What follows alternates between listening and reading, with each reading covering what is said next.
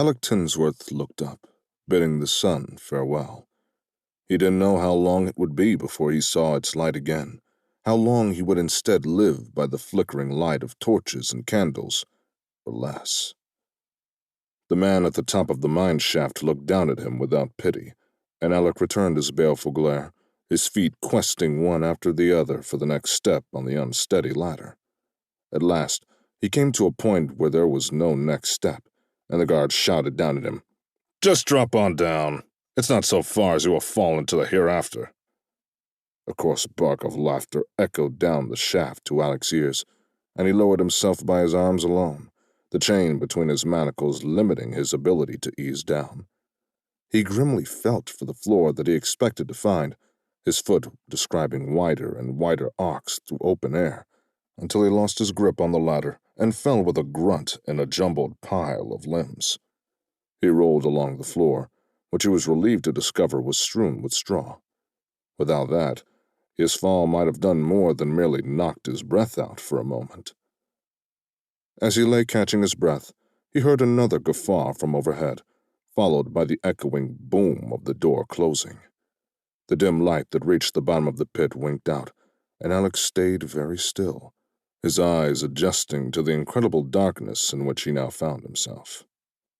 As he waited for his eyes to find enough light to let him see his way deeper into the living quarters he'd been told to expect in the abandoned mine, he thought about the bitter road that had brought him here.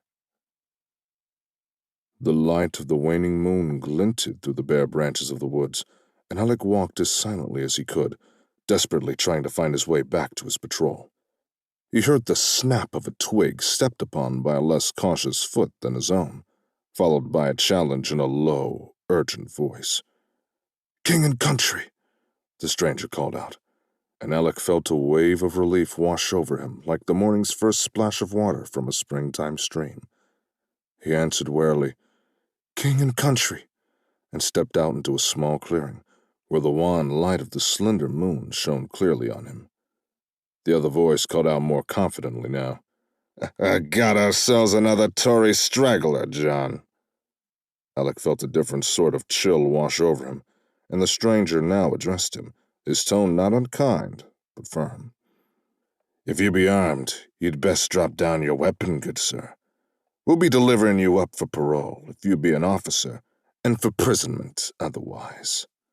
"I've no weapon, save my knife," Alec called back resignedly. He raised his hands where anyone could see them in the moonlight, and the stranger stepped into the clearing with him, soon followed by his companion. The one who had to be John stepped around behind Alec, his hands questing along his prisoner's waist and up to his raised hand, which he pulled down behind Alec's back, reaching up to bring the other beside it. "Where's this knife, friend? I don't feel a belt or bag upon you." "Nay, I've neither. 'Tis in my boot. This one." He slowly raised his left foot, balancing carefully on the right. "Stand steady, Tory. I'll retrieve it while Jim binds your hands." Jim's hands took the place of John's, and Alec could feel the rough texture of hempen rope being wrapped securely around his wrists as John pushed his raised foot to the ground and reached into Alec's boot top to retrieve the knife.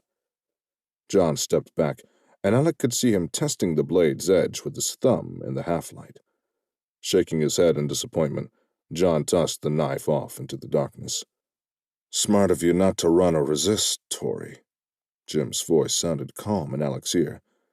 "John's not afraid to shoot into the darkness when he's confident that no friendly forces lie before us." "That knife would have done you no good against any man either," said John.